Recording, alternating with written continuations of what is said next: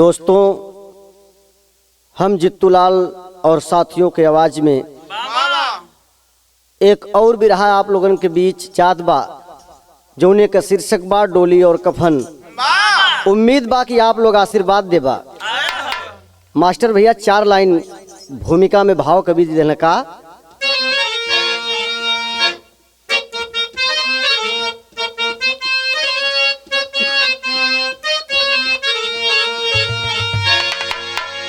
मानो कि हस्ती की कश्ती नहीं, फिर भी भूले अगर जो सही राह को। किसके मस्तक पे क्या कुछ लिखा साथियों, धर्म या धर्म पहचान पाता नहीं।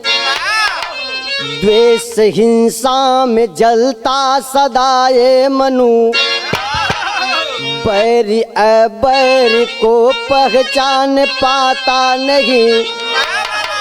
कभी जोखन छड़ भंगुर है ये जिंदगी, माया माया को पहचान पाता नहीं।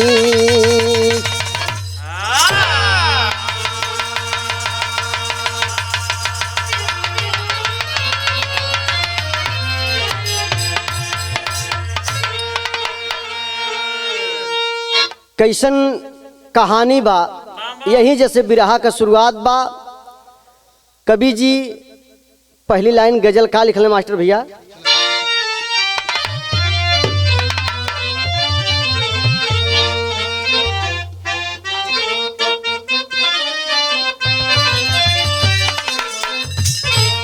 अरे शीशे का है दरवाजा, अरे शीशे का है दरवाजा, पत्थर के मकानों में।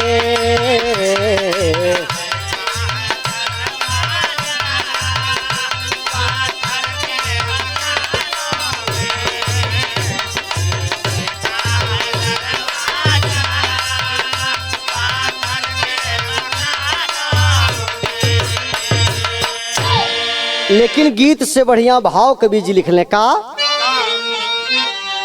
हरे हर अंबुज के आंगन में, हर अंबुज के आंगन में परमाण है सदियों का।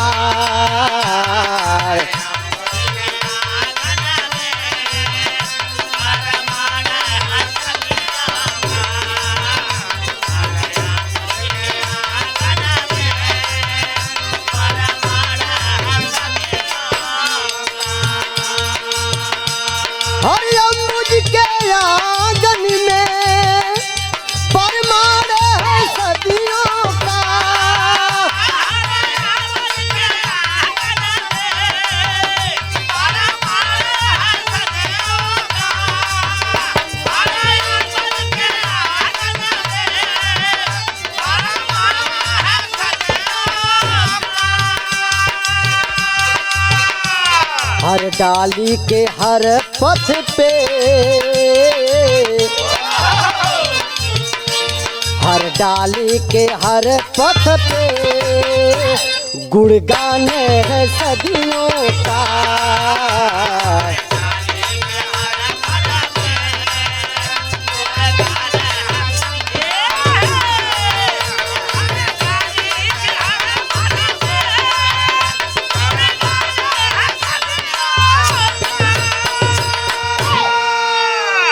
लेकिन कहना है सत धर्म का जुग जुग से याद तराना, जिनके कदमों के राहों पे झुक जाता जमाना। जिला सहारन में जो शशि सरोज बाला थी, सब भूषण भाषित मानो मरियों की माला थी। साद महबूबा के चंचुक में छिप जाता था, बिखर जबाल तो बादल भी घिसक जाता था। ग्राम बसंतपुर सचमुख बसंत चूम रहा, चमन में चंचलित मादक मंजू को चूम रहा। शशि सौदागर अपना सुहाग लाई है, सती सौदागर अपना सुहाग लाई है, कौने की गोरी बन ससुरे की ओर आई है।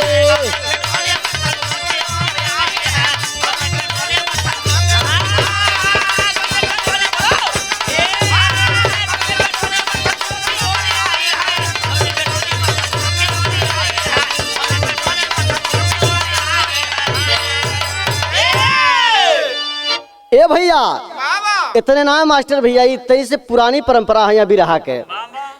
अरे इस नाजुक जमाने में, इस नाजुक जमाने में अपमान है सदियों का।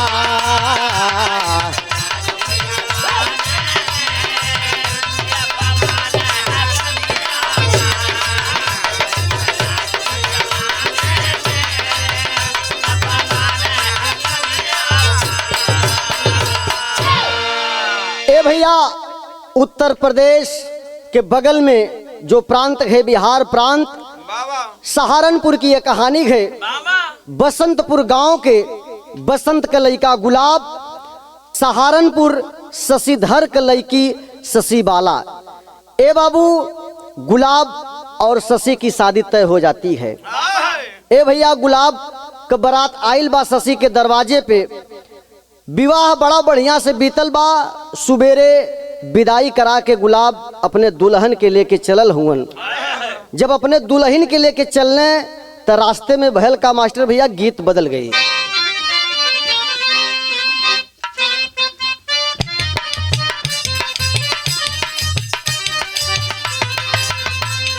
वह गीत बा जमाने से एके लोग गावत बा माता बहिन, लेकिन गवैया कैसे गावल है? पान खाला मुन्नी खयर नहीं बा, तनी बोल बतियाला बयर नहीं बा। 3:30 बजे 3:30 बजे मुन्नी जरूर मिलना। 3:30 बजे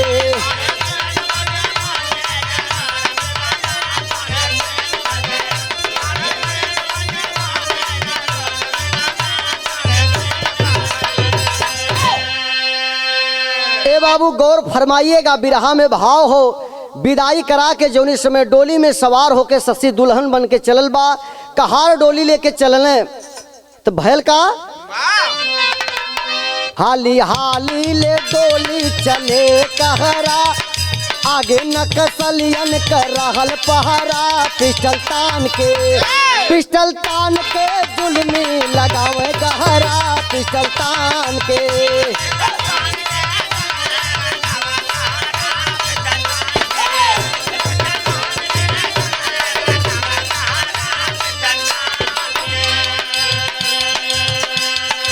भैया जौनी समय रास्ता में पहुंचल हुआ, दूगो बदमाश जेकर नाम छांगुर और सुरेश बतावल गई। छांगुर सुरेश बदले की भावना से रास्ते में पिस्टल लेकर तैयार थे गुलाब को मारने के लिए, लेकिन कहार डोली लेके जा रहा हुआ कहरन के पता ना बा। चारों कहरन के पीछे रहल बहरा, ओके ना मालूम आगे लूटे लहरा। पिस्टल तान के जुल्मी लगावे गहरा। पिस्टल तान के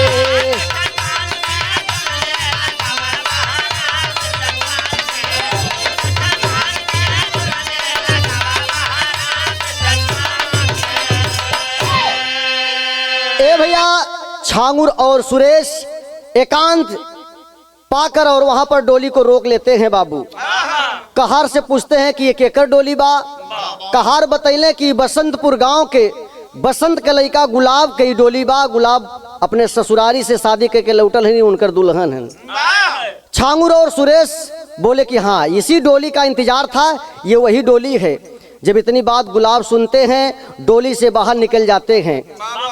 ए भैया जब डोली से गुलाब बाहर निकल गए, कहने कि गुलाब तुम्हारे पिताजी कभी हमारे 2 आदमियों को बिना कोई गलती के उसको जान से मरवा दिए थे, और आज तुम बड़े मौके से मिले हो और तुमको हम छोड़ेंगे नहीं, तुमको जान से मार देंगे। ए भैया जब इतना बात के डोली में बैठल शशि बाला सुनत बा तो ओकरे मन में बड़ा दर्द भल। डोली से निकलल मास्टर भैया, जब डोली से निकलल तो करत का बा गीत बदल गई।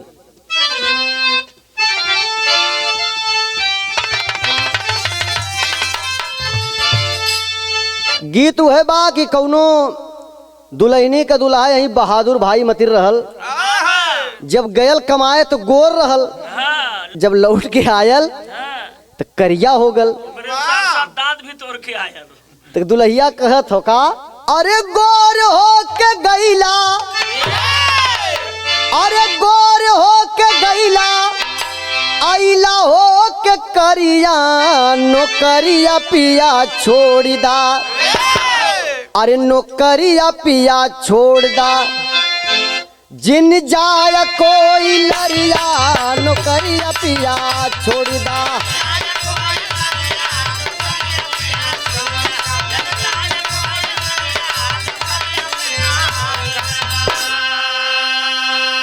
लेकिन सरोज बाला छांगुर सुरेश के पैर पकड़ के रोवत बा, कहत बा कि ना भैया ऐसन कौन गलती भइल बा, आप हमरा के देखी ना, अगर ऐसन कर दी है तो हमार जिंदगी बेकार हो जाई। कहता रोए के का, अरे बार बार कर जोर बोले ले बहुरिया, डहरिया भैया छोड़ दा, अरे डहरिया भैया छोड़ दा, अरे जिन तोड़ा तू प्रीतिया, डगरिया भैया छोड़ दा।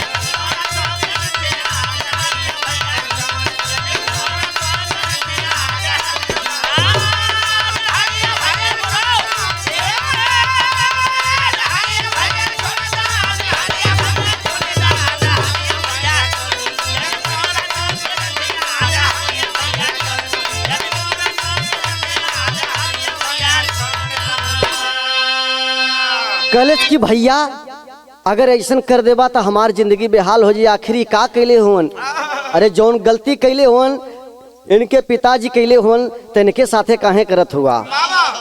बहिनी का प्यार दे के कैदा विदाई,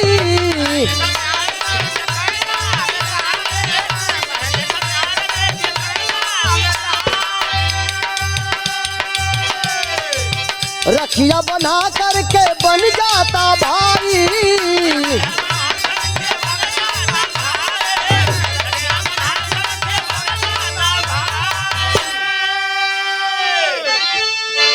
और दहिया का गहना, दहिया का गहना तू ले ला सोना चनिया, मूर्तिया भैया छोड़ दा, मूर्तिया भैया छोड़ दा, अरे जन तोड़ा तू प्रीतिया, सुरतिया भैया छोड़ दा।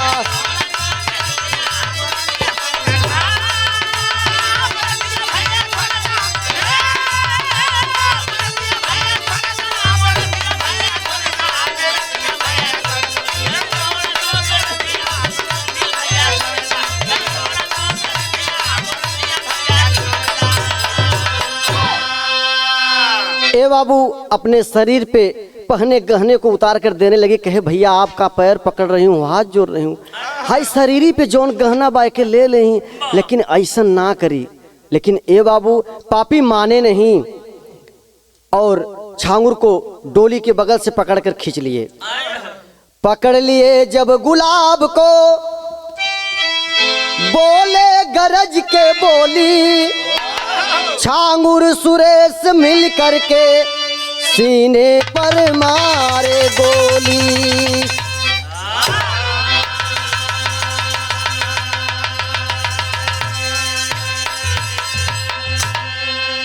ए बाबू सरोज बाला रोती रही, गिरगिराती रही, लेकिन पापी एक भी नहीं सुने और बंदूक की गोली गुलाब के सीने में उतार दिए। बाबू बंदूक की आवाज सुनकर जो कहार थे डोली ओली छोड़ के सब अपना भाग गए। और जब सरोज बाला रोने लगी, चिल्लाने लगी, जब पास पड़ोस के लोग जुटे तो पता चला कि गुलाब मर चुका था। रोने लगी, आंखों में आंसू है, लेकिन बिरहा में होत काबा मास्टर भैया गीत बदल गई।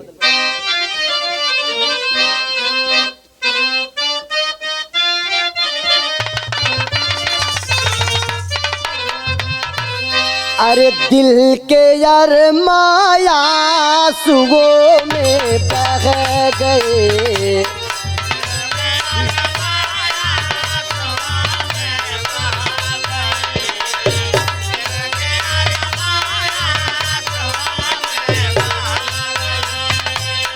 हम वफा करके भी तन्हा रह गए। हम वफा करके भी तन्हा रह गए। दिल के अरमा आंसुओं में बह गए।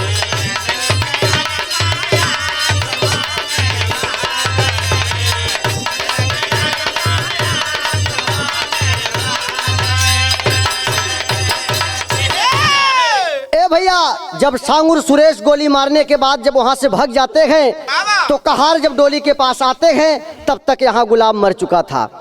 ए भैया गुलाब के वो पार्थिव शरीर के आगे आगे और पीछे पीछे दुल्हन का डोली। भाव बा बिरहा में मास्टर भैया। अरे संग में डोली और अर्थी चल पड़ी।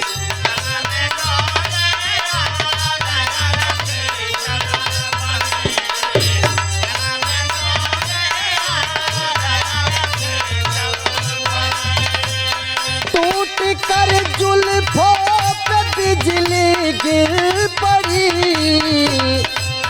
टूट कर जुल्फों पे बिजली गिर पड़ी। संग में डोली और अर्थी चल पड़ी।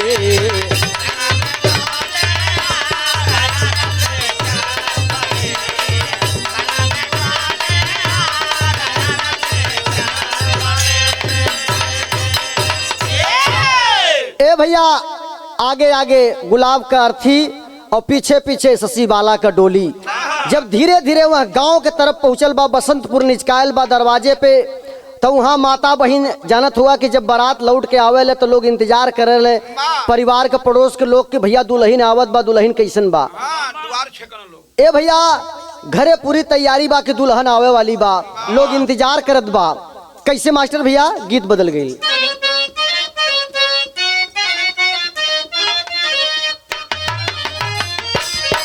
वह गीत बा नदिया के पार फिल्म के। अरे कवन दिशा में लेके चला रे बटोहिया।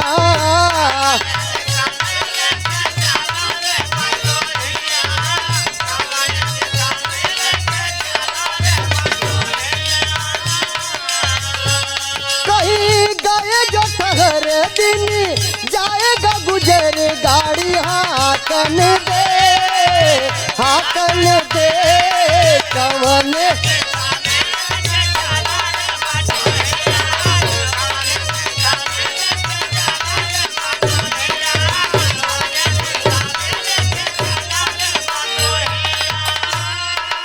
लेकिन गीत से बढ़िया भाव हो कि वह दरवाजे पे लोग देख रहा हूँ रास्ता दुल्हन के और दुल्हा के। कैसे सखिया सहेली और माता हो बहिनिया।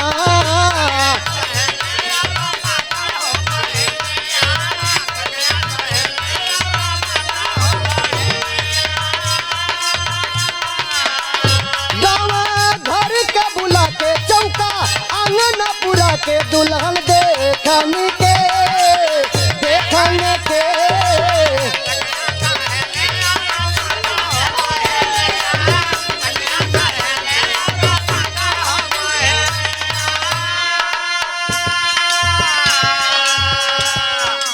लोग इंतजार बा रास्ते में का बा। आगे दुल्हे राजा पीछे बारी दुल्हनिया।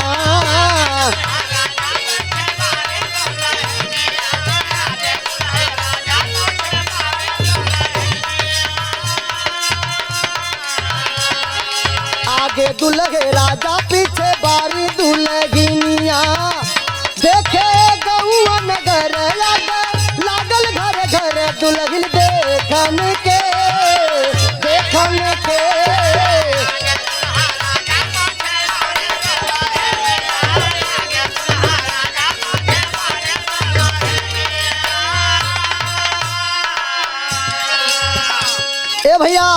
वो पार्थिव शरीर गुलाब के और दुल्हन के डोली जब दरवाजे पे पहुंचल बा, देखले के बाद लोगन में आंख में आंसू बाकी आखिरी हो कल गयल।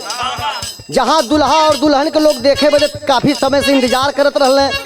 जब वहां पहुंचल बा, पूरे परिवार में एक मातम का माहौल हो जाता है, लोगों के आंखों में आंसू आ जाता है, लोग रोने लगते हैं कि आखिर वाह मालिक आपने क्या कर दिया, ऐसा क्या हो गया। डोली घर पे पहुंचल बा, लाश के देखला के बाद पास पड़ोस माता बहन सब बाबू छाती पीट के रोवे लगले। लेकिन दुल्हन भी डोली से उतरल बा, पागल भइल बा मास्टर भैया, रोवता कैसे।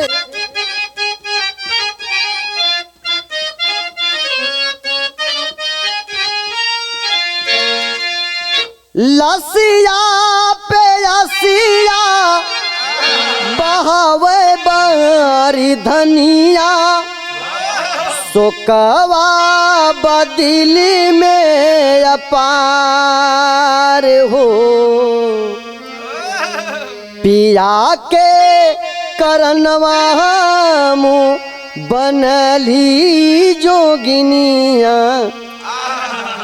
चितवा पे जलब हम आज हो।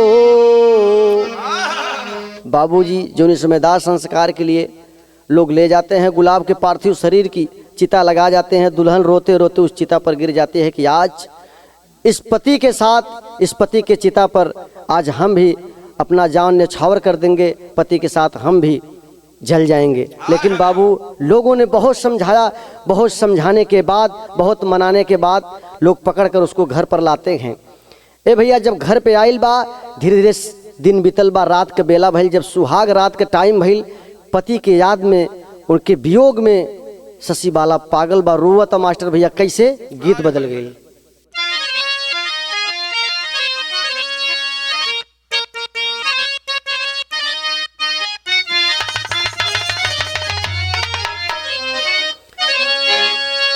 परदेस जाके परदेसिया, अरे परदेस जाके परदेसिया, भूलन जाना पिया।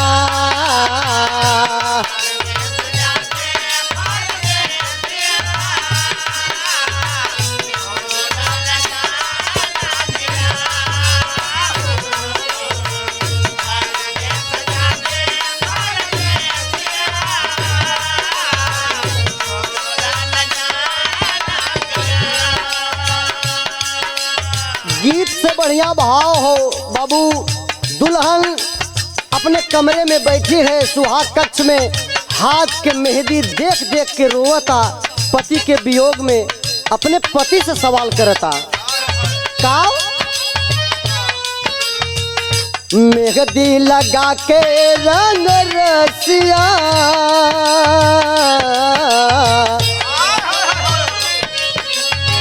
मेहंदी लगा के रंग रसिया, हो गए बेगाना पिया।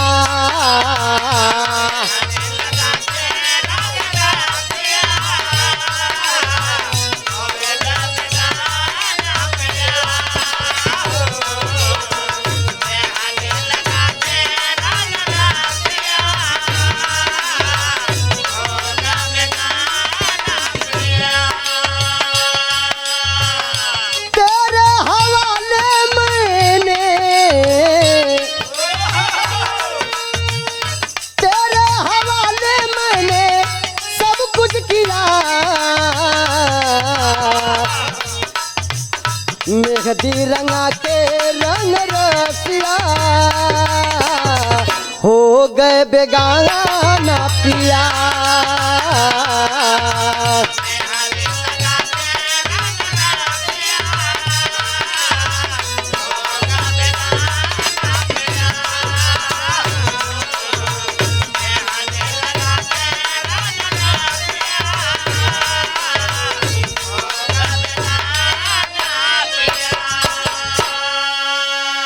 ए बाबू धीरे धीरे 2-4 दिन के दिन बीतल बा, और गुलाब का एक छोटा भाई था जो शशि बाला का देवर लगता। 2-4 दिन बीतल बा, कहले बा कि भौजी अब जोन होए के रहल तोन हो गई, लेकिन आपके जिंदगी खराब हुई। अरे हम बानी ने कहता का पास आओ ना, दिल लगाओ ना, दिल लगाओ ना, पास आओ ना, पास आओ ना, दिल लगाओ ना, दिल लगाओ ना।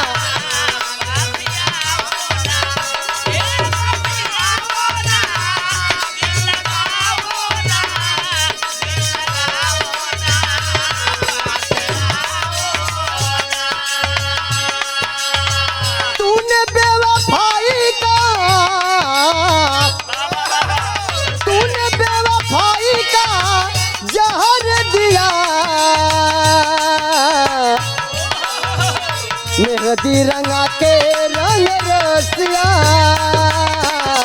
हो गए बेगाना पिया।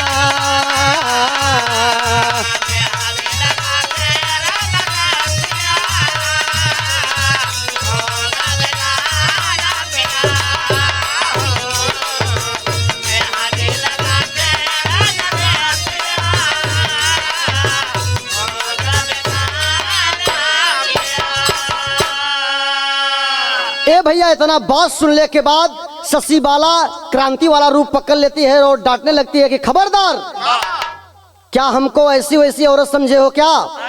और तुम कैसे देवर हो? तुम्हें तनिक भी शर्म नहीं आती है ऐसी बात बोलने में? सीता लक्ष्मण की भाभी थी, सीता लक्ष्मण की भाभी थी, वो क्यों माता कहलाई है? शादी करने को है निर्लज्ज, तुझको लज्जा नहीं आई है? अरे खाकर ठोकर इस धरती पर, खाकर ठोकर इस धरती पर अपना प्राण गवा दूंगी। सीता सावित्री के ऊपर कैसे मैं दाग लगाऊंगी? मानस गीता इस धर्मों का कैसे मैं अपमान करूं? पतिव्रता धर्म का खंडन कर दूसरे का मैं कै पान करूं? कहे कि सीता भी थी, लक्ष्मण उनके देवर थे, माता सीता को माता जैसा देखते थे। एक तुम देवर हो, तुम्हें तनिक भी शर्म नहीं आती है? चाहे दुनिया का कितना भी बड़ा कुछ भी झुक जाए, लेकिन मैं झुकने वाली नहीं हूँ। एक पतिव्रता स्त्री का जो धर्म होता है उसी तरह से पूरी जिंदगी गवा दूंगी, लेकिन कभी अपने इज्जत को झुकने नहीं दूंगी। क्या कहा था वो मास्टर भैया?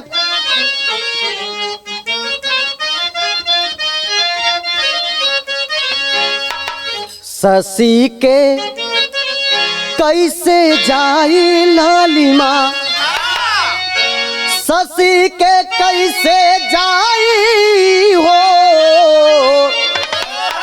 शशि के कैसे जाई लालिमा। सोम शशि शकुंत सागर श्रृंगी सरनाई, अरे सरनाई, सोम शशि शकुंत सागर श्रृंगी सरनाई, शशि का कैसे जाई लालिमा। ए भैया कहले कि दुनिया के पर्वत भी अगर हमारे चरण में शीश झुका दे, लेकिन फिर भी हम अपने धर्म से झुकने वाली न होई। लेकिन कहता देवरा के समझावत बा, जब इतना बात सुन ले देवर तो गोड़े गिर गए, कहल भौजी हमसे बहुत बड़ी गलती भइल, नादानी हो गई। कहा खबरदार, कम से कम दुनिया के देख के चला, दुनिया के देवर कैसे रह लखे तो देवर ना हुआ। समझावत हो कि देवर हम ओहमे मत गिना। का कहतो मास्टर भैया? गीत उहे बा।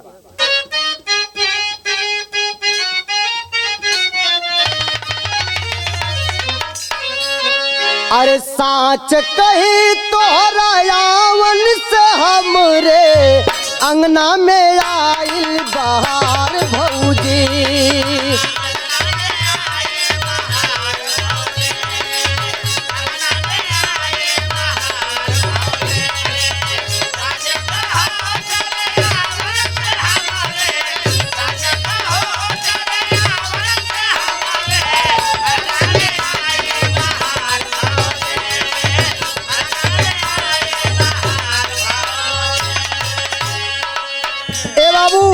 लेकिन शशि बाला समझावता देवर के और कहत का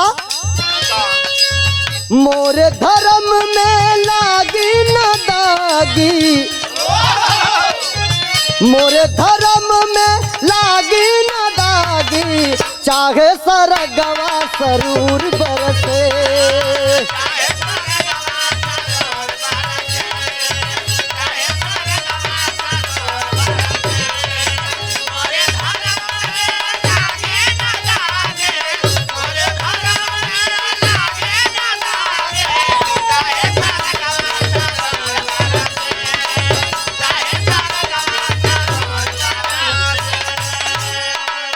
एक लाइन और कहलस कि देवर, एक पतिव्रता स्त्री का धर्म का होला, हम उम्मन के स्त्री हई, बन के अनल कोई उतरे गगन से।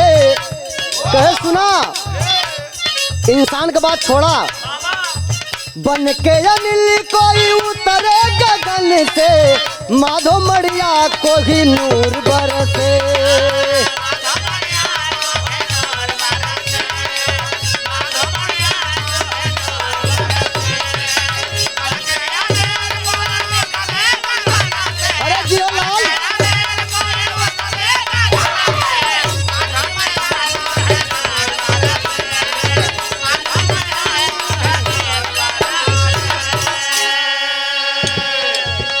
कहलस कि सुना, बिरहा कयागी पिया संग में निबही बे,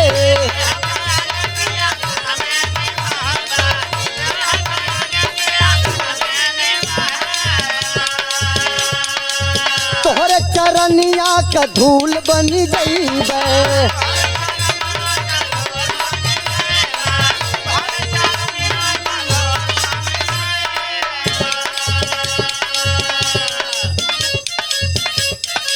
जुग जुग अमर कीर्ति गाई जमाना, चाहे नवा अंगूर बरसे।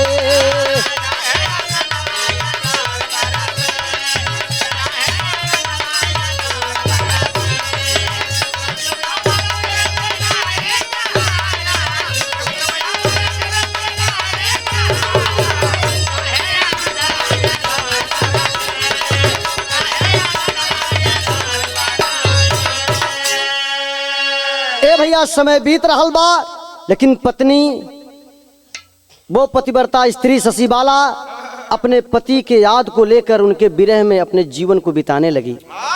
पति जी के इंतजार में कि यह जन्म में भले मनोकामना ना पूर्वल हो सकला कि अगले जन्म में फिर मुलाकात हो जाए। इंतजार में समय बीतत बा मास्टर भैया, पहपट में बताओ भाई।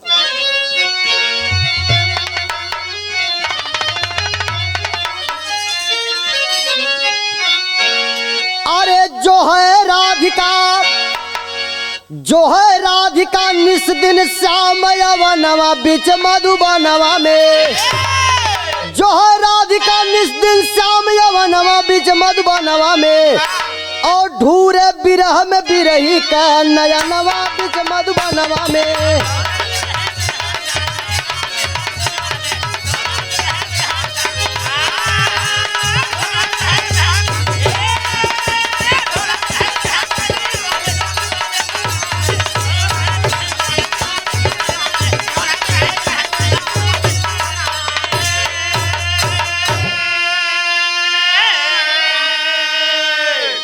कुछ दिना जब बीत गया, आई पूनम की रतिया हो, पिया मिलन की बावरी लेके चलली सौगतिया हो।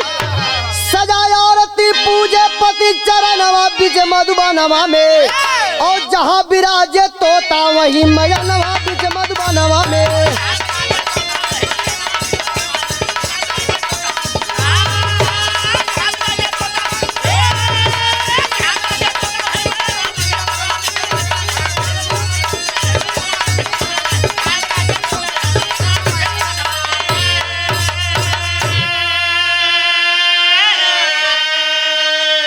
ए बाबू, शशि बाला दुल्हन रूप में उस घर में एक पत्नी जैसे अपने परिवार को लेकर चलती अपना समय बिताने लगी।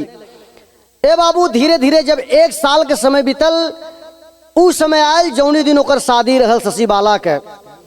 शशि बाला के शादी के दिन आयल, वही दिन राती में बाबू आरती सजा के चलल बा गांव के बहरे, जहां ओकरे पति के मूर्ति बनल रह। ए भैया चलल बा अपने पति के पूजे बदे। कैसे चलल मास्टर भैया, आल्हा में बतावे के भैया।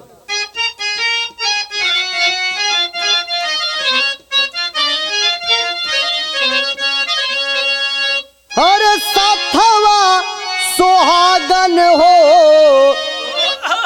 अमर हो दुनिया में, सीता सावित्री और सुलोचन धनना।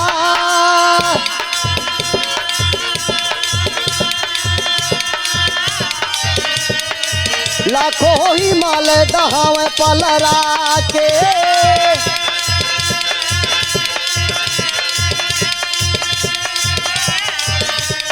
तब नाही डिगे बाबू सत्तावा के मार।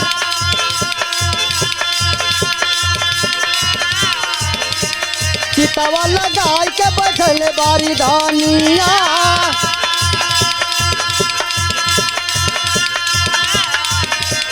चितवा में अगिया हो दे हली लगा।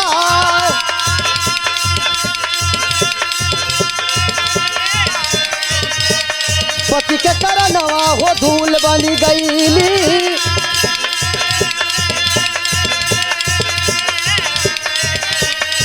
कीर्ति हो जे करी गावे संसार।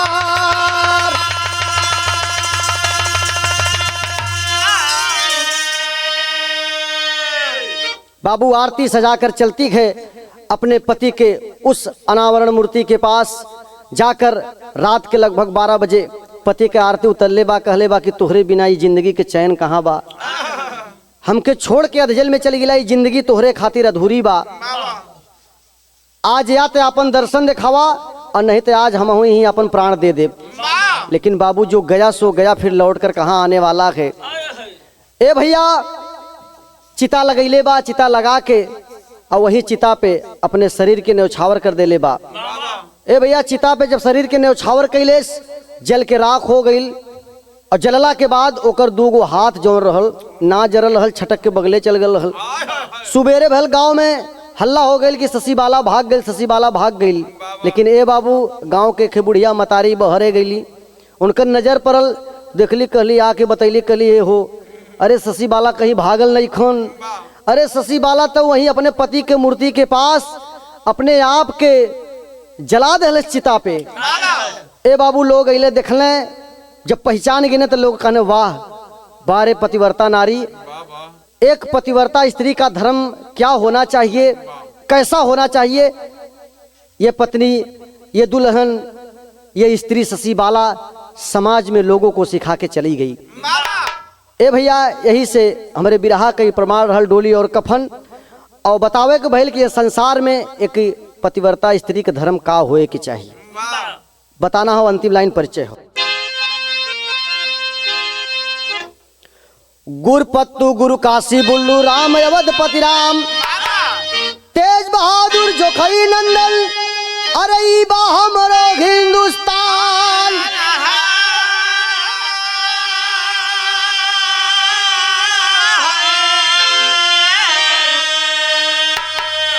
शशि का कैसे जाई लालिमा, जितू कभी जोखन का गीत जमाना गाई। शशि का कैसे जाई लालिमा,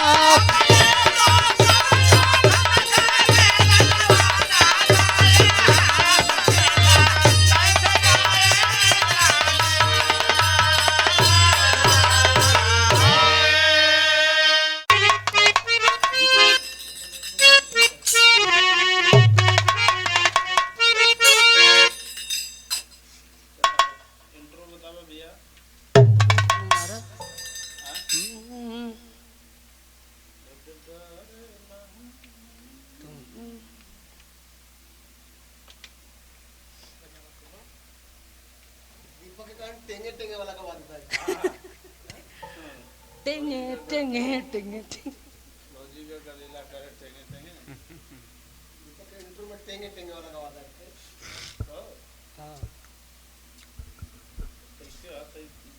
हम हो ना सब ना जनता तक कैसे? वैसे कोनो फास्ट मारे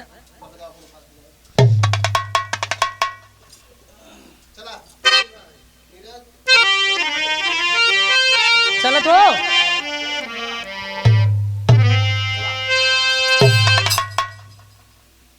चलो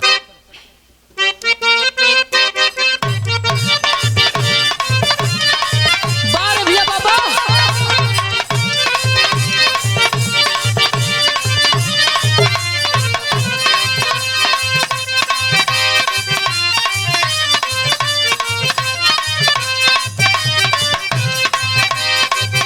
जो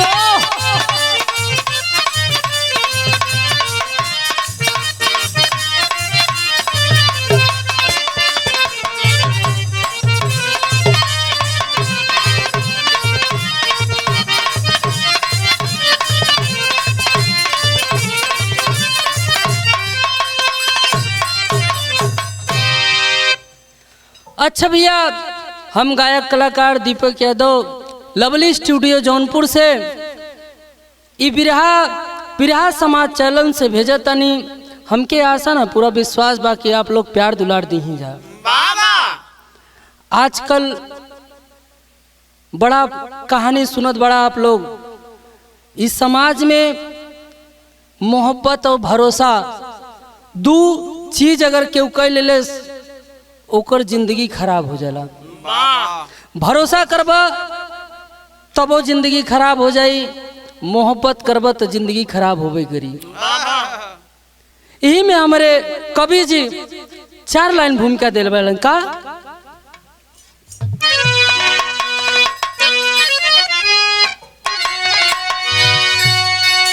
प्रेम के पथ पे चलना सब जानते हैं, प्रेम पूजा इबादत से कम है नहीं, प्रेम खाली किया जो हवस के लिए, प्रेम की राह में टिकता हम है नहीं, प्रेम गोरा किया पाके कांची कली को, अरे अली से मिली प्रेम की सच्ची पूंजी, प्रेम घट से मिलन की धरोहर है यारो,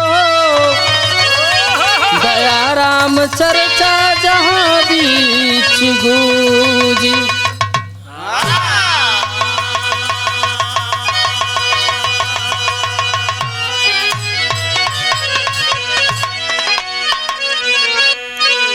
इस दुनिया में प्यार मोहब्बत तो सब करेला, लेकिन भरोसे लायक केहू एक ही इंसान होला।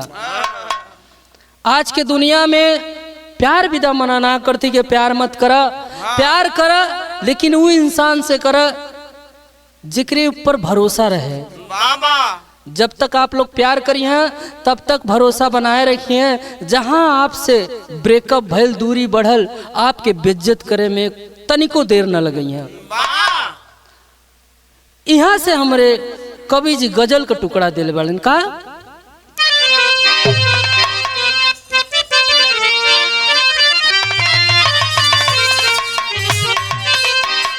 कि जब प्यार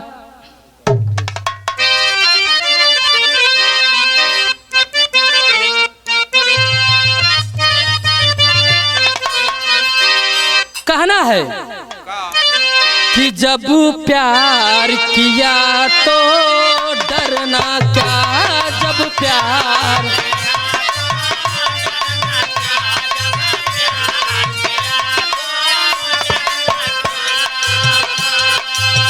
अरे प्यार किया कोई चोर नहीं की, प्यार किया कोई चोर नहीं की, छुप छुप क्या रे जब प्यार किया तो डरना क्या रे जब प्यार।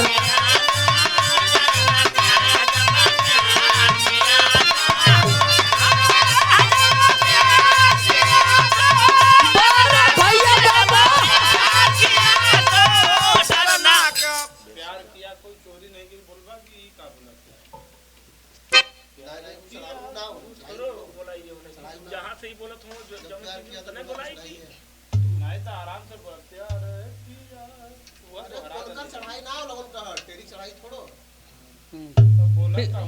फिर सही चढ़ाव ना चाहत लऊ तेरी की चढ़ाई ना तेरी चढ़ाई है कि जो प्यार किया तो डरना किया तो प्यार किया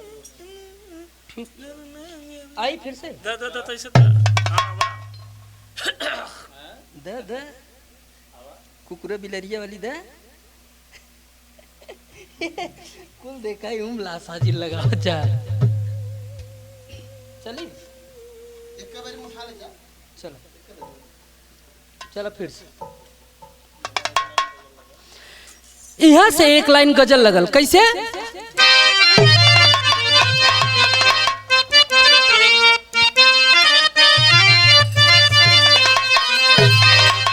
कोनो आशिक अपने मासूका से कहता का कि जब प्यार हो जब प्यार किया तो डरना क्या रे जब प्यार किया तो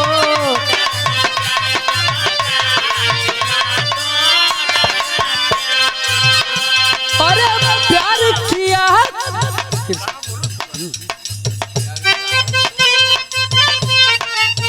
प्यार किया कोई चोरी नहीं की छिप छिप है भरना करे जब प्यार किया तो डरना करे जब प्यार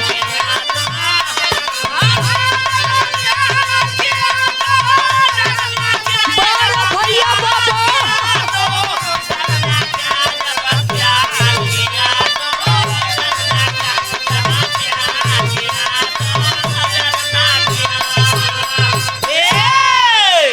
लेकिन कवि जी भाव कितना बढ़िया देले बड़न का कि कोई प्रेम मिटाने वाला नहीं रे कोई प्रेम मिटाने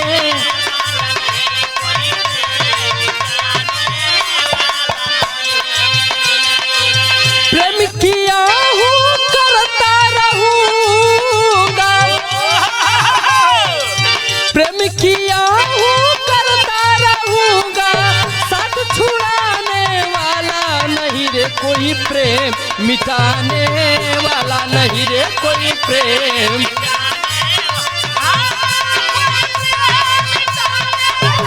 भैया बाबा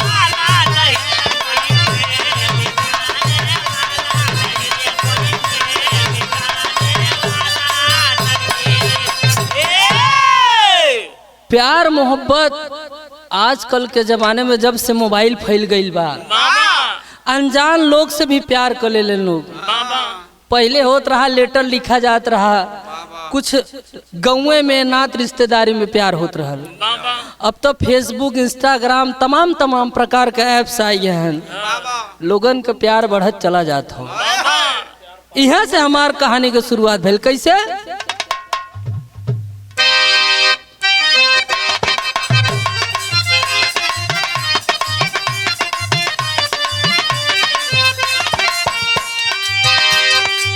सुघर समय की चर्चा चारों ओर होती है सुघर समय की चर्चा चारों ओर होती है प्रेम त्योहार का चक्कर सदा सजोती है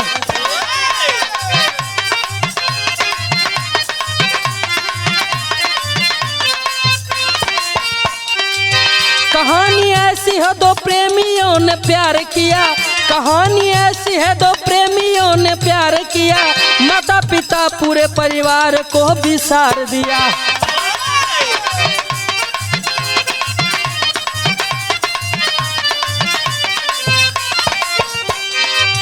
सरोज प्रीति भागलपुर के रहने वाले हैं सरोज प्रीति भागलपुर के रहने वाले हैं पढ़ाई साथ करती प्रेम उर में पाले हैं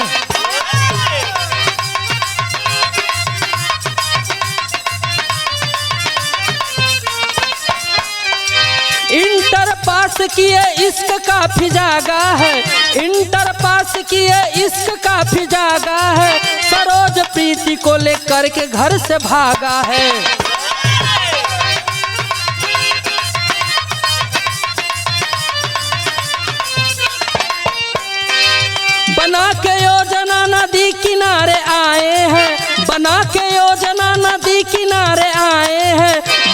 चप्पल चूड़ी कपड़ा को जुटाए हैं।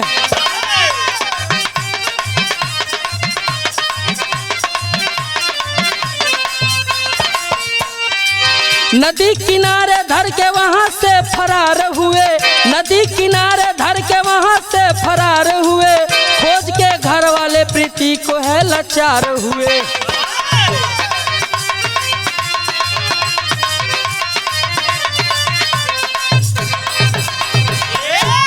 हे भैया कहानी समझ ला।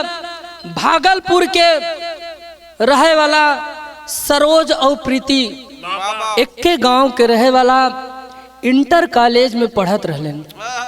दोनों एक के गौवा के रहलन, दोनों एक के स्कूलवा में पढ़त रहलन। दोनों से इतना प्यार मोहब्बत बढ़ गई। प्रीति कहेस कि हमरे घरे वाले न मनी हैं और सरोज कहेस कि हमरे घरे वाले न मनी हैं, चला हम लोग भाग चली। प्रीति डरत रही, कहे कि अगर भागब तो कल न परसों पकड़ा जाब, का कही जाए। सरोज कहले कि चला नदी के किनारे, वहाँ एक ही कपड़ा लेके अपन और कपड़वा निकाल के जितना जूता चप्पल चूड़ी बिंदी जौन पहरे बाऊ वही निकाल के फेंक दू, कपड़वा फेंक दू। सभी जनी है कि लड़किया नदी में कूद गई, जान चली गई।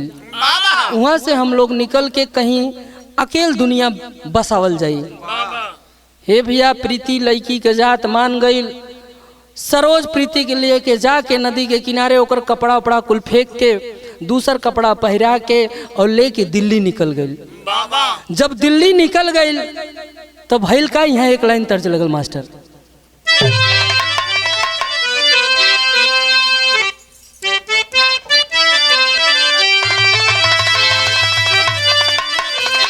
कहना है कि मिले खातिर दिल बेकरार काहे होला, और ऊपर से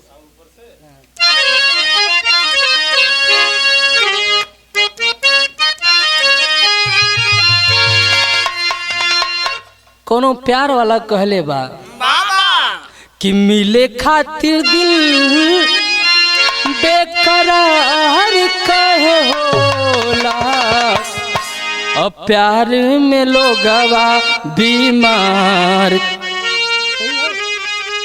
और भागत थियो और तनी ऊपर से मिले खातिर दिल बेकरार काहे होला। बहुत ज्यादा और सही पे ना 4 से दिनों सही, 4 से 5 से।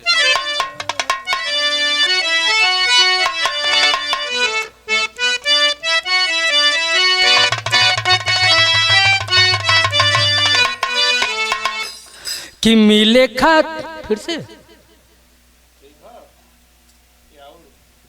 लेला खे एक ठेव लेला पर्दा, एक ठेव लेला।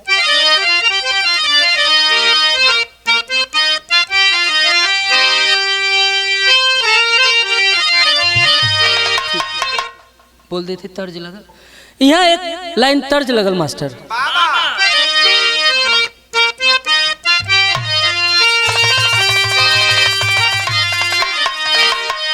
कोनो प्यार करे वाली से कहले बा कि मिले खातिर दिल अरे बेकरार काहे होला,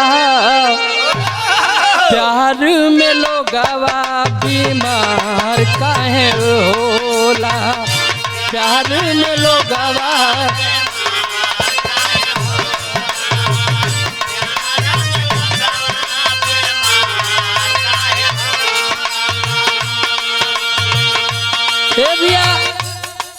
माई बाबू का प्रीति के घरे माई बाबू रोवत हन, माथा पटक पटक के रोवत हन कि हमार बिटिया कहाँ गईल, कोनो अनहोनी त ना हो गईल।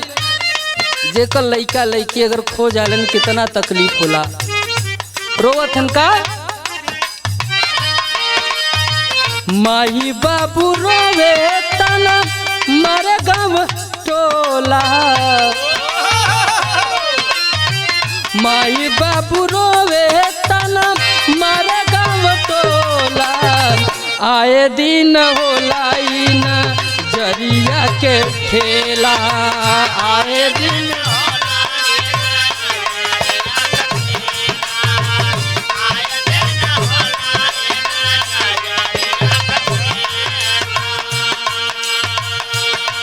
भैया गांव देश के लोग प्रीति के माई बाबू के ताना मारत हैं कि तोहार लड़की भाग गई।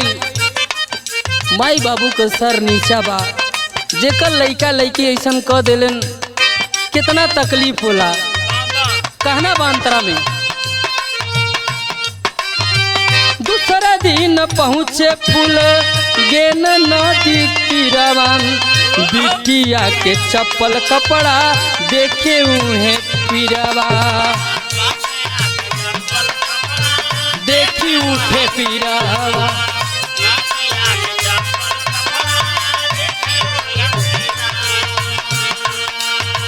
हे भैया नदी किनारे माई बाबू आइलन, कपड़ा बिटिया के देख के रोत हैं। कैसे नीरा पूछ सैया कुछ मुहवा से बोला, नीरा पूछ सैया कुछ मुहवा से बोला आए दिन होला ई नजरिया के खोला।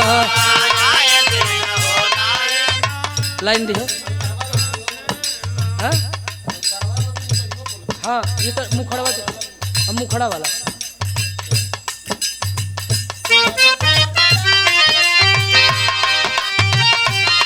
भैया माई झरझर झरझर आंस गिरत हो, अपने स्वामी के कहता है कि कुछ मुँह से बोला बिटिया गईल कहाँ गईल हो। नीरा पूछ सैया लेनी दिया अच्छा दूसरे दिन पहुँचे फुलगे नदी तीरावा बिटिया के चप्पल कपड़ा देखी उठे पीरावा। नीरा पूछ सैया कुछ मुहवा से बोला, नीरा पूछ सैया कुछ मुहवा से बोला आए दिन होला ई नजरिया के खोला।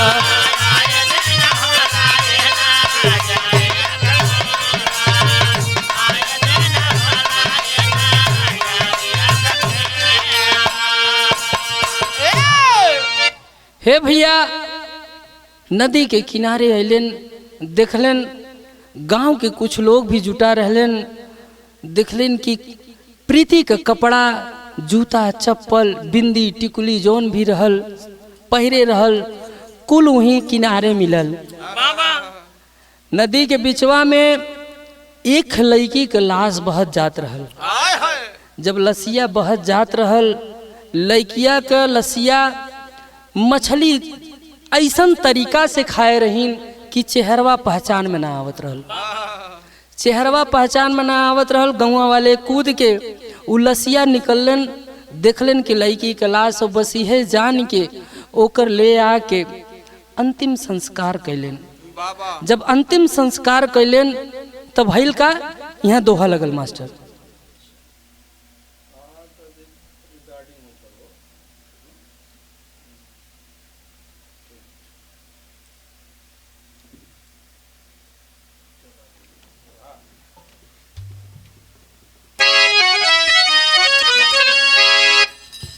हे भैया जब गांव वाले लाश निकलन, पुलिस के फोन कैलन, पुलिस आई के पंचनामा कैलेस, देखेस कि चेहरा पहचान में ना आवत हो। प्रीति के माई बाबू कहलन कि यह तोहार लड़की हो, एकर अंतिम संस्कार कर द और अपने अपने घरे चला जा। भइल का कि धीरे धीरे प्रीति को मरे समय बीती है 8 साल। संजय देखा जब कोठे पर तब सोच रहा है तत्काल।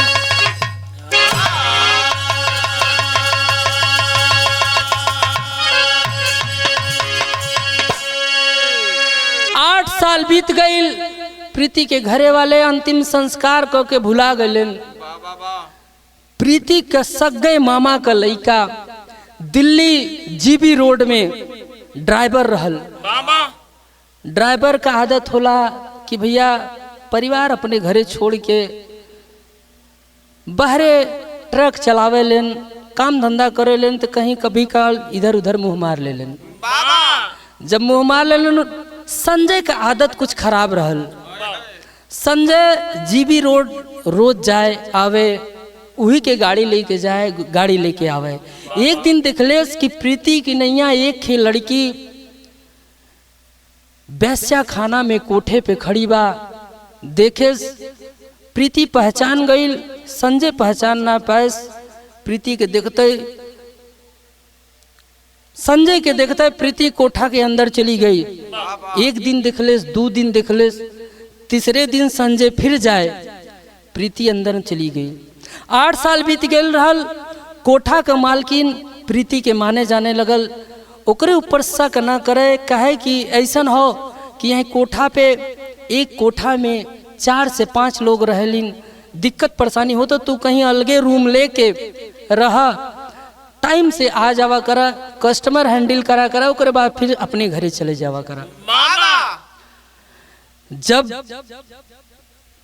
डेली संजय आवे देखे प्रीति घरे में घुस जाए, तो भइल का यहाँ टेरी लगल मास्टर।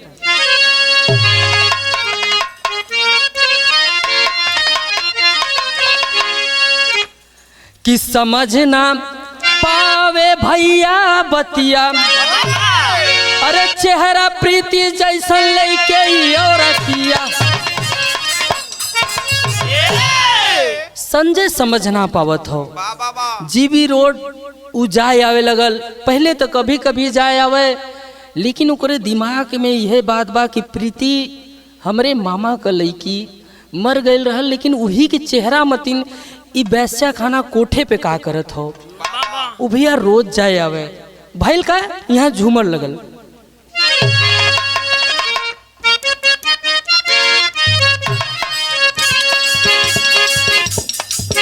जीबी रोड कोठा,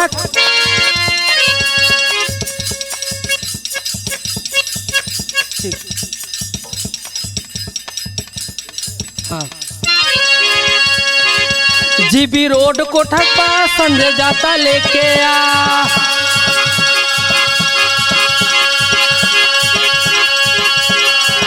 वैसा की बनाया था दिल्ली कोठावा पे।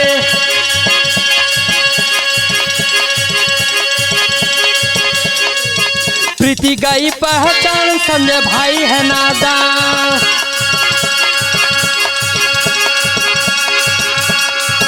आके करता रहती दान दिल्ली कोठावा पे।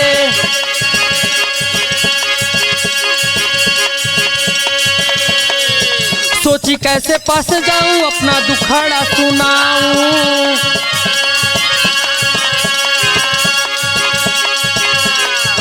व्यथा संजय से बताऊं दिल्ली कोठावा पे।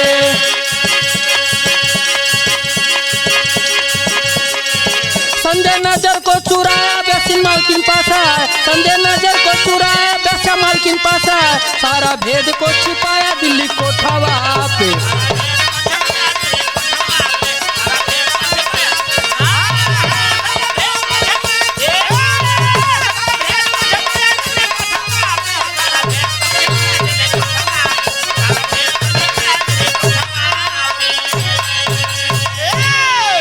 बाबूजी प्रीति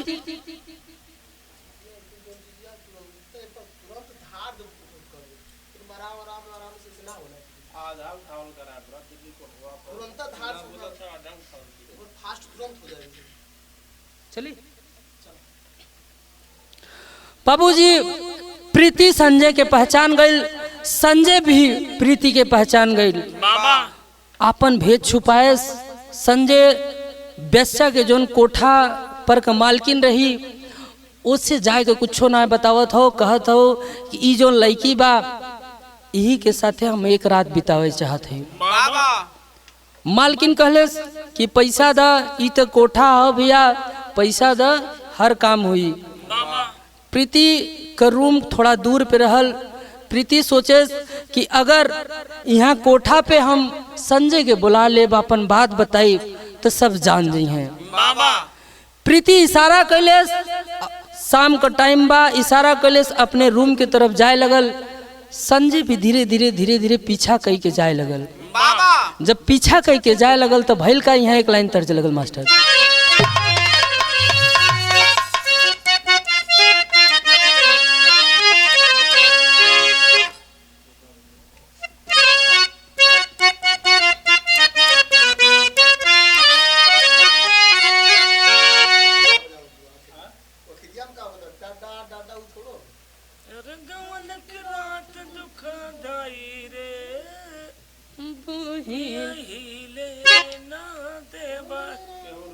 अब ही लेना भूले ना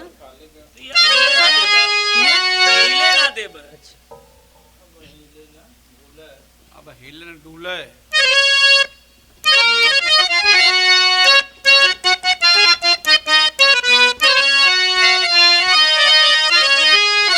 नई नया शादी भइल बा कोनो लड़की का, कहले बा अपने सैया से का अरे गवन करा तो दुखदाई हो, अरे गवन करा तो दुखदाई हो, अब हिले ना भूले।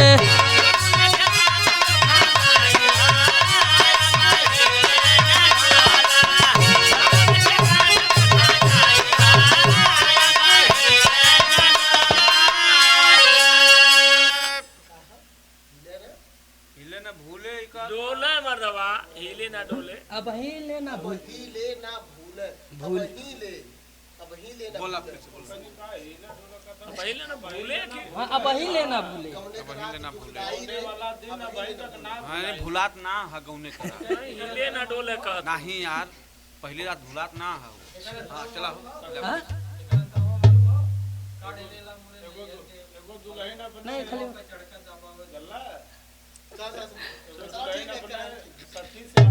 अच्छा अच्छा ठीक। यहाँ एक लाइन तर्ज लगल मास्टर।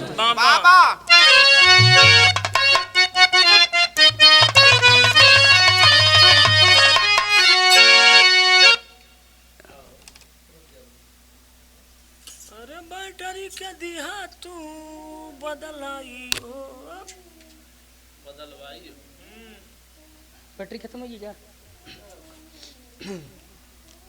चार्ज कैला भैया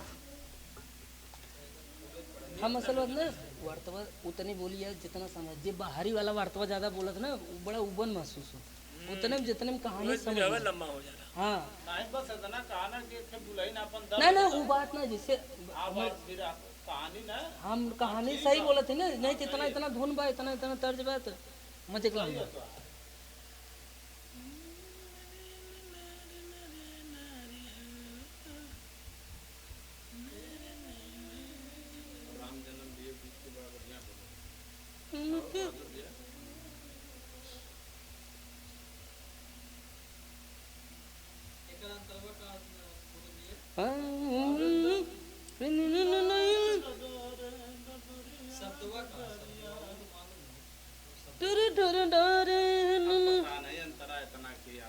ए नीरज बजाए देख ला चलत ना चले दी बजावे हेरा जावे पूछत हम तो अच्छा बजा के देखिया ना तुम बताओ तो ना हुआ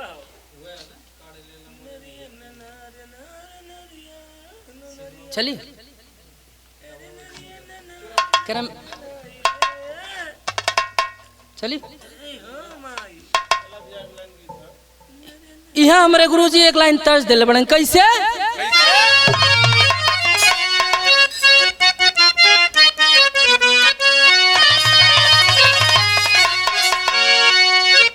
कोनो दुल्हन के सुहाग रात के बाद अपने सखी से बतावता का बतावत हो, अरे गवन करा तो दुखदाई हो, अरे गवन करा तो दुखदाई हो, अब हिले न भूले, गवन करा तो दुखदाई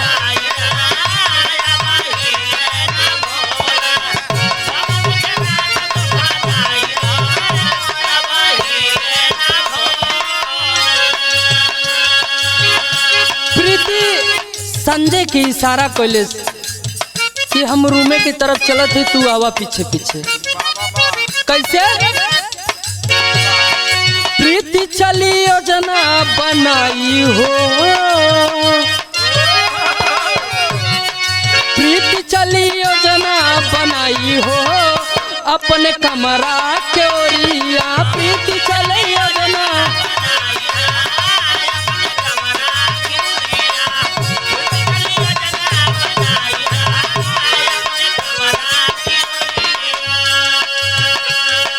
पीछा किया माँ मेरा भाई हो,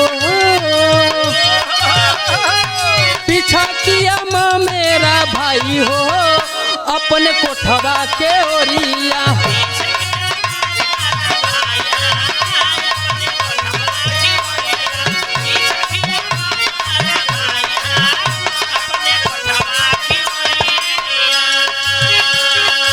प्रीति संजय के इशारा कैलेस कि हम रूमे के तरफ चलत है, तू आवा।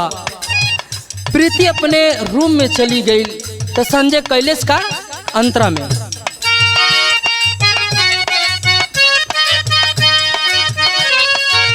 प्रीति जब चल गई रूम के भीतरिया, दरवाजा खटखटाए संजय के।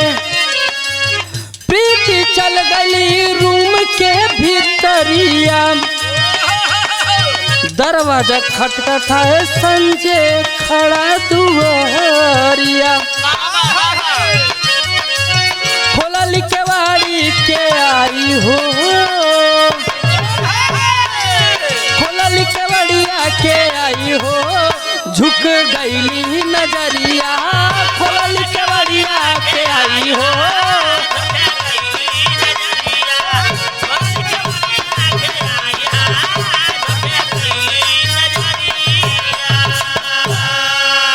बाबूजी संजय जब कमरा के लगे पीछा करके अले, प्रीति रूम के अंदर चल गई।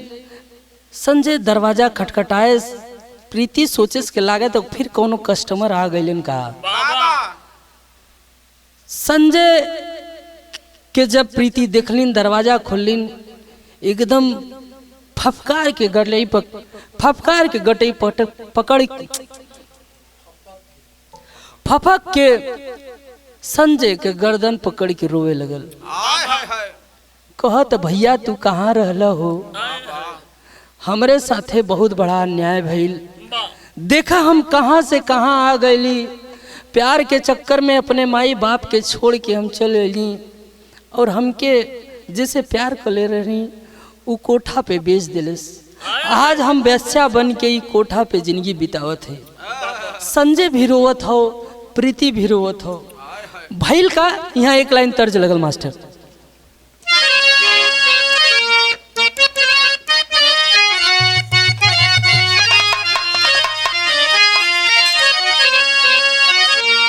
बड़ा पुरान हमरे गुरुजी तर्ज देले बनन का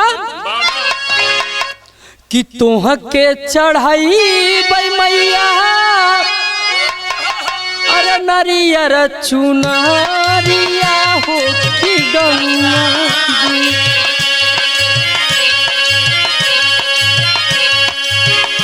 तोह के चढ़ाई बई मैया, नरियर चुनरिया हो कि गंगा। बोझल नैया कैदा तनी किनारा हो कि गंगा जी।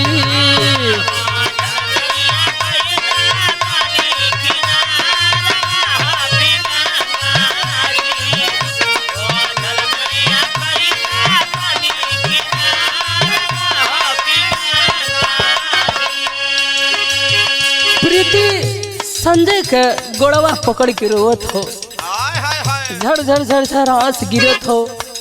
8 साल से अपने परिवार के केहू के मुँह ना देखले रहल, ऐसा नरक में पल गई कि ओकर जिंदगी बेकार हो गई।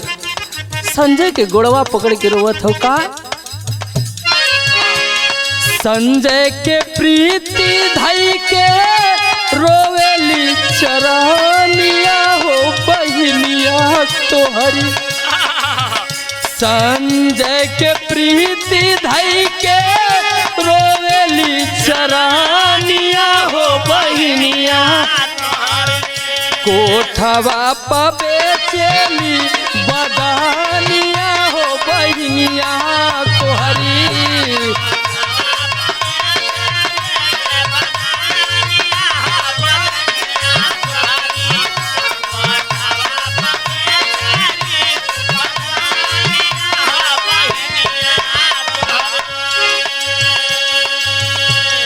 प्रीति संजय से कहता हे भैया यही कोठा पे हम अपन शरीर बेच के अपन पालन पोषण करीला।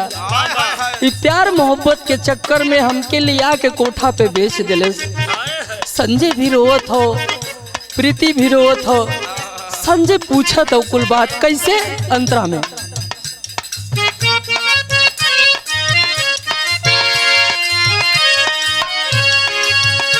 कैसे यहाँ आइलू बहिनी हम के बताई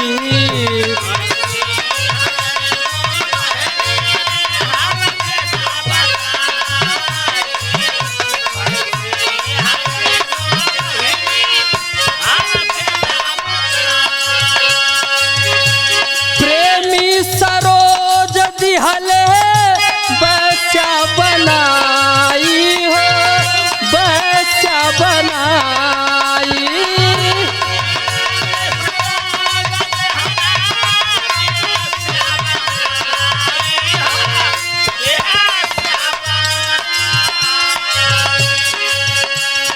प्रीति कहे कि जवन सरोज रहल वो हमके भैया ही कोठा पे बेच दिले हो। आज हमार शरीरिया दिन भर में 100 से 150 आदमी नोचे ले। हमारे ऐसा काम आ गई हमें ऐसे नरक में ठेल दिले कि अपन शरीर अपन इज्जत बेच के हम पेट का पालन पोषण करीला। हमारे पास कोनो रास्ता ना बा भैया।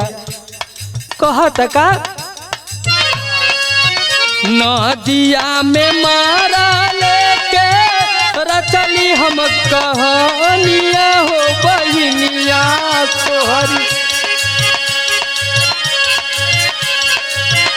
नदिया में मरा लेके हम रचली हो कहानिया हो बहिनिया कोठवा पे बेचली बदहनिया हो बहिनिया तोहरी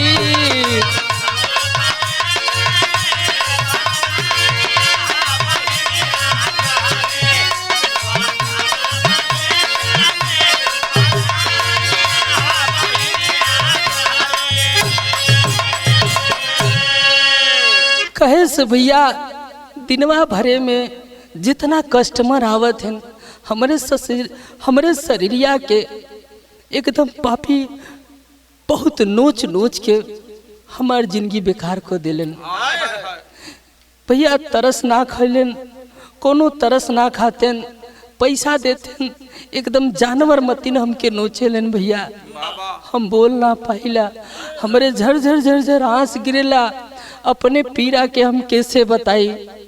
इस शरीर दिन भर जानवरन के बीच में रहेला दो पैसा मिलेला जैसे अपने पेट का पालन पोषण करीला भैया। अगर हम प्यार न करे होती अपने माई बाप से झूठ न बोले होती तो आज ये दिन देखे के ना पड़त। संजय कहलेस कि जब ऐसा बात बा पापी सलाह ले आके तुम्हें कोठा पे बेच दिलेस ओकर जर पता कुछ तबा।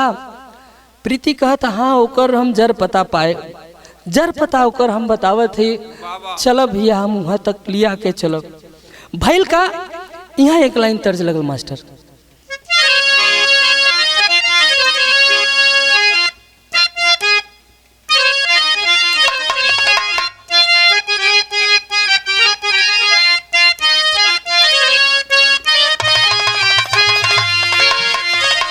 तर्ज से बढ़िया कवि जी भाव दिले बड़े बाबा कि जैसे कैलू प्यार काहे ये है ना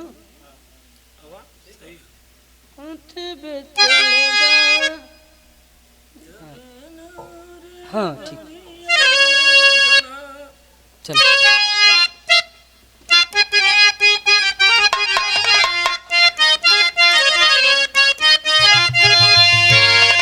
संजय उस सरोज के गली में जहाँ सरोज रहत रहल वहाँ पहुँच के दरवाजा खटखटौले बा। जब सरोज संजय और प्रीति के देखले बा ओकर अखिया एकदम फटी के फटी रह गई। संजय सरोज के कॉलर पकड़ के 2-4 तबड़ा खींच के मरलेस। कहलेस कि साले इतना कमीना काम कैले बड़े तय, करे ऐसन काम कैले तो से ही प्यार कैले रहली ते ले आके कोठा पे बेच देले। कहलेस का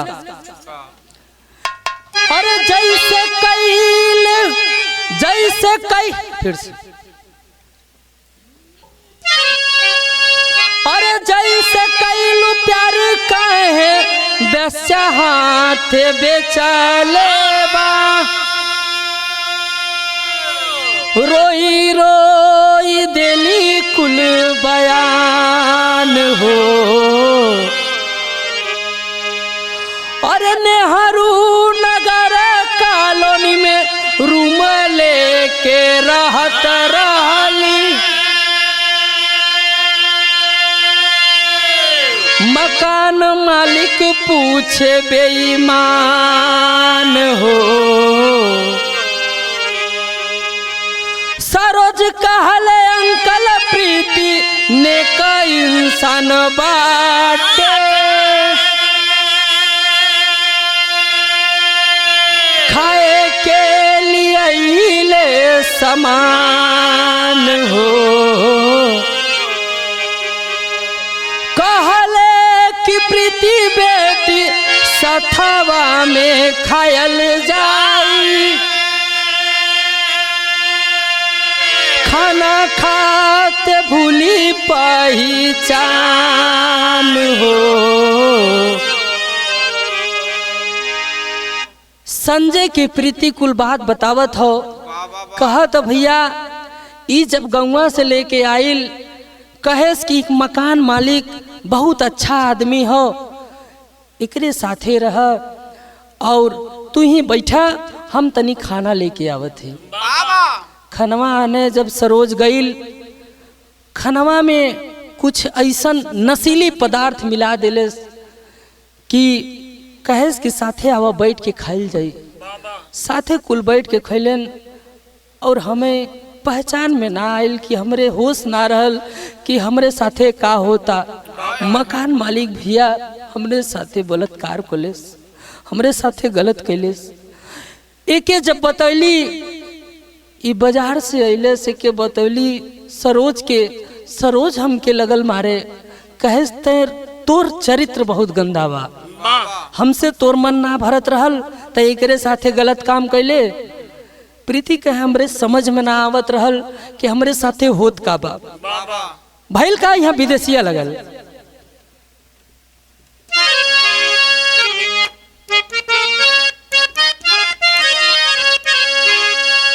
हमके आभास भयल इज्जत मोरी लूटल गईली।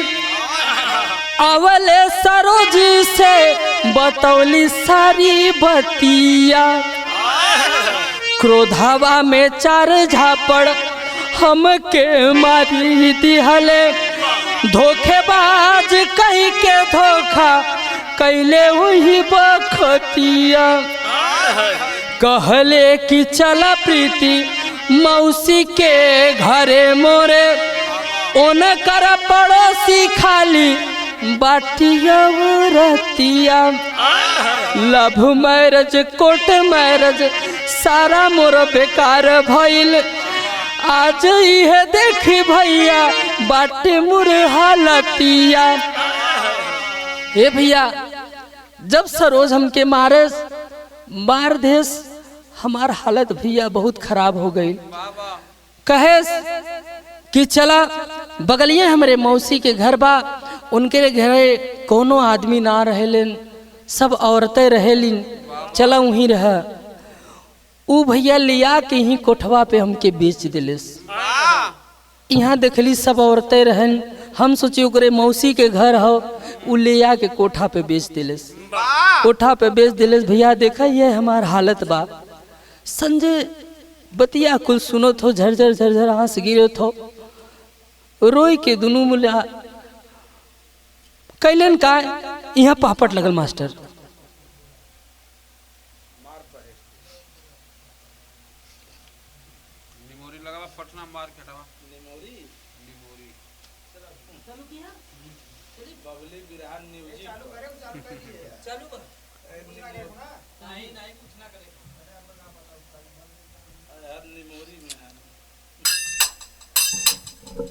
चालू बा चलत ना, ललका जलत हो ना, चला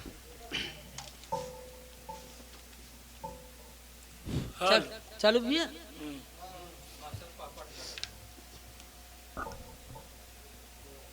हे भैया संजय और प्रीति दोनों लिपट के रोवत हैं। भैल का यहाँ पापड़ लगल मास्टर।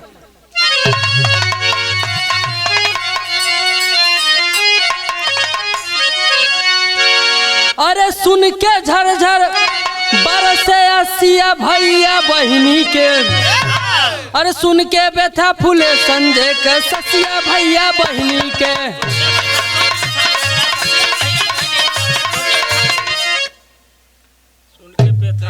फूले संजय के। आओ भैया आओ।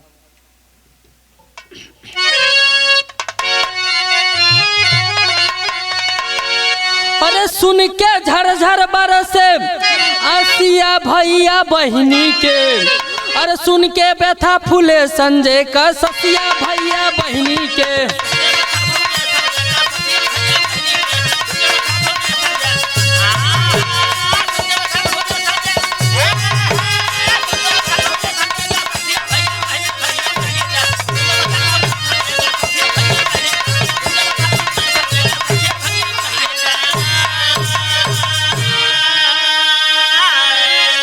जब इतनी बात संजय सुन ले बा, संजय के आंख से आंसू गिरे थो। फोन लगा मामा से पूछे, अरे फोन लगा मामा से पूछे प्रीति कैसे मरली हो। केकर बिटिया बोला मामा तोहरे हथवा जरली हो। अरे पिता के दिल पे छा गई उदासिया भैया बहिनी के। प्रीति भगले रहली सरोज पड़ोसिया भैया बहिनी के। अपने मम्मा के फोन लगाए संजय कहेस कि मम्मा प्रीति कैसे मरी रही हो। मम्मा उनकर पूरी बात बताएं, कहन कि प्रीति मरी ना बा, उस सरोज के साथे भाग के दिल्ली जीबी रोड पे कोठे पे बेचा गई बा। जब इतनी बतिया प्रीति के बाबूजी सुनले बाड़े, उनके अखिया से झरझर झरझर आंस गिरे थो, रोवत हन। हे भैया कहल जाला कि लइका का दुख बहुत अपार होला भैया। भैल का यहाँ आला लगल मास्टर।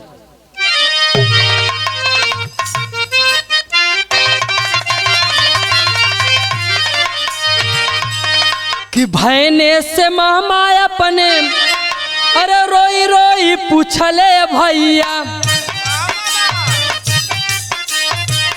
काहे बेटा पूछेला प्रीति के बारे बार।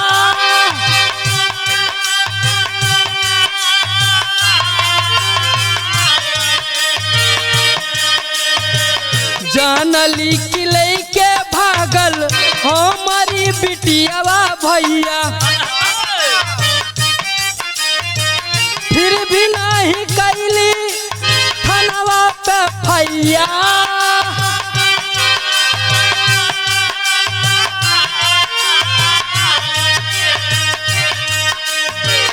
काट लिहली नकिया जियते हमरे खातिर मरली भैया।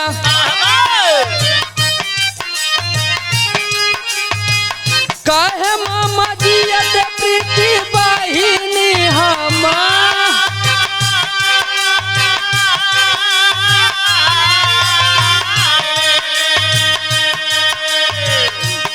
ऐसे ना सपरलैन कर करब मदतिया भैया सरोज के खोजत यही दिल मझा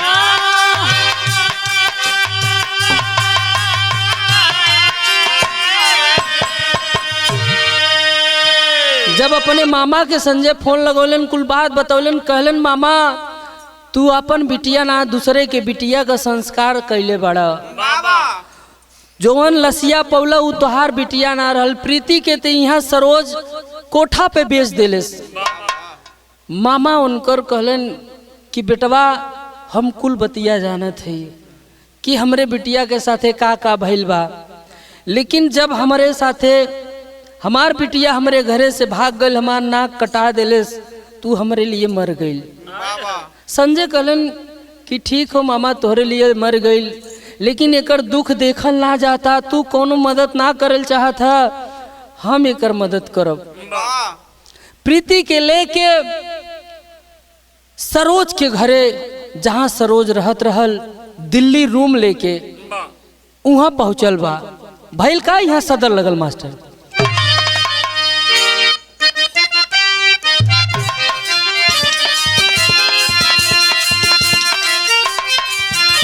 प्रीति संजय के लेके सरोज के हेरे निकलल बा।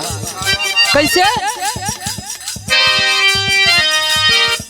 मालूम हवे हमके अपने गैल ना बा घरावा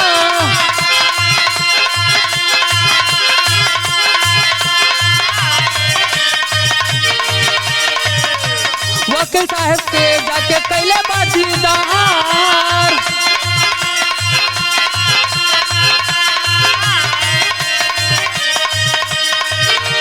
कोर्ट मैरिज वाला कुल कागज खोजवाले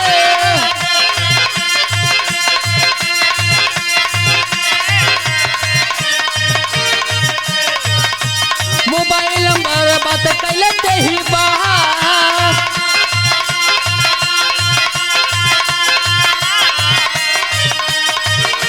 प्रीति साथे नेहरू न गए कमरो पहिले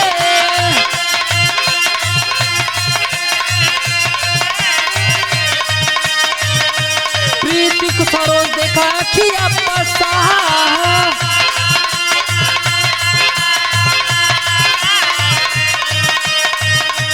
संजय कहले कोट में कैसे कहे बेचाला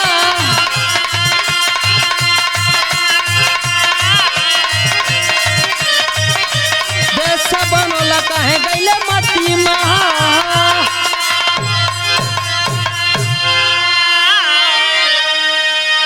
जहाँ प्रीति कोर्ट मैरिज शादी करे रही संजय के ले आके कोर्टवा में गई। कोर्ट मैरिज का जौन सर्टिफिकेट रहल जौन शादी के कागज रहल खोजवा के वकील से ले लेस। वकील से फोन लगौलेस सरोज के। सरोज वकील के बतौलेस हम यहाँ भाई सरोज जान ना पाए कि प्रीति ऐसन काम करे बा। प्रीति और संजय जब सरोज के रूम पे पहुंचलन प्रीति के हाथे में कोर्ट मैरिज के कागज बा। सरोज देखे से एकदम हड़क गई। कहले से हे भगवान आज तो फंस गई नी, इतना गलत काम करके हम चल देले रहनी प्रीति के फंसा के। संजय देखले कलरवा पकड़ के 2-4 झापड़ खींच के मरले। कलश साले प्यार कैले रहले न तय प्यार करके शादी करके केहू के लड़की के ले आके कोठा पे बेच दिले। इतना गलत काम करे अगर तोरे बहनी के साथे ऐसन हो तब तय क्या करते। अगर तय ऐसन काम करे है कोठा पे बेचे है तो तोके एकर सजा मिली। सरोज कहे कि हम अपने वकील से बात करब ओकरे बाद तो से बात करब। झगड़ा कैले अपने वकील के सरोज फोन कैले बा। जब फोन कैले बा तो भइल का यहाँ खड़ी लगल मास्टर।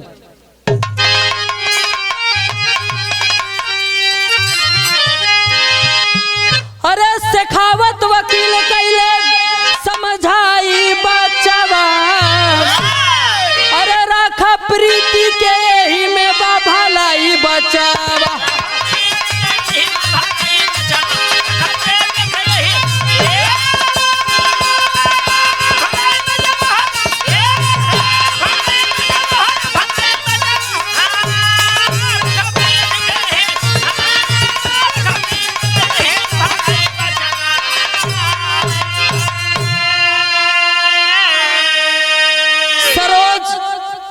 अपने वकील शेखावत के फोन कैले बा।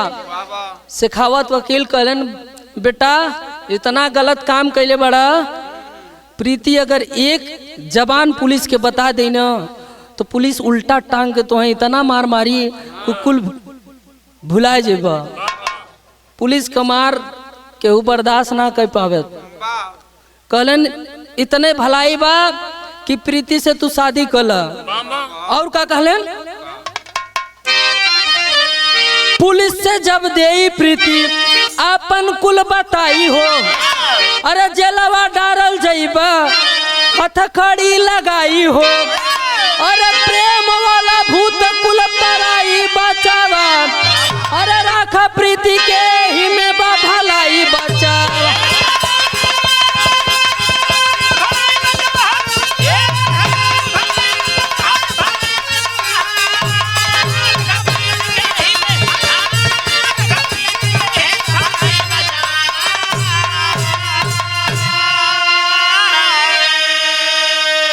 प्रीति को सरोज अपने घर में लिया आया, अरे दुल्हन बना के फिर से गरवा लगाया, अरे प्रीति गईली बिछुड़ल प्यार पाई बचावा, राखा प्रीति के बायही में भलाई बचावा। जब शेखावत वकील साहब कहलन सरोजवा के यहाँ खुल गई, कहे कि हम गलती कैले बानी, हम प्रीति के रखब, फंस गईल बा तो करे तो का करे। हम समाज से यह कह चाहत ही कि केहू के बहन बेटी होए, केहू के लइका होए, अगर केहू से प्यार हो गईल बा तो घर वालन के समझा के शादी ब्याह कर, केहू के लइकी ले जाके कोठा पे बेचे तरह। अगर सोचा अपनों बहन बेटी के साथ ऐसा हुई तो कितना दुख तकलीफ हुई। जैसे सबकर बहन बिटिया वैसे अपन बहन बिटिया। इस समाज से हमारी यह निवेदन बा कि सबकर बहन बिटिया के इज्जत करा, केहू के साथे गलत व्यवहार मत करा, नहीं तो ये प्यार पे भरोसा उठ जाई। हे भैया आखिरी लाइन में कहना बा, साधु नटखट पति राम बाबू नंदन समझाए, अरे सुखाई दिन का लाल जवाहर घर को जो ठुकराए,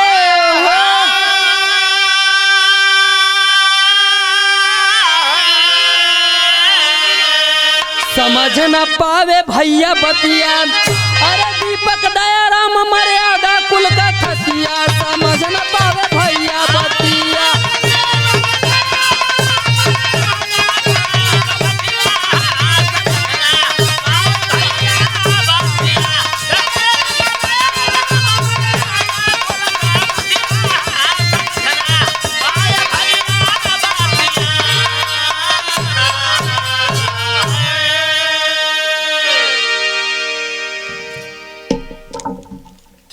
चलो भैया खाना खाए।